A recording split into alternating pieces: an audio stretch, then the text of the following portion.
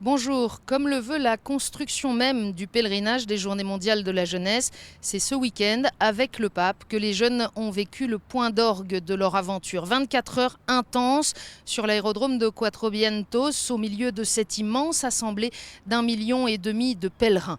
Alors samedi, ce fut l'attente, la chaleur, la fatigue des jours précédents qui commençaient à peser.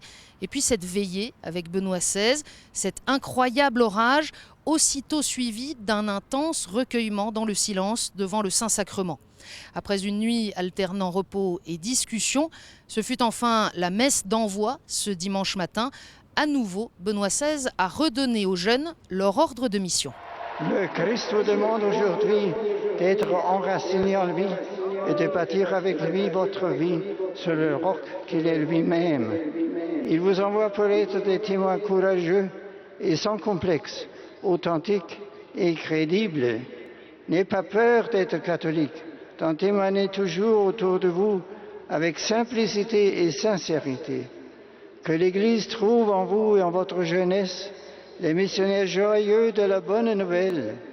Épuisés mais heureux, tout comme le pape, les jeunes vont maintenant rentrer chez eux, riches de cette expérience et portés par cet élan nouveau.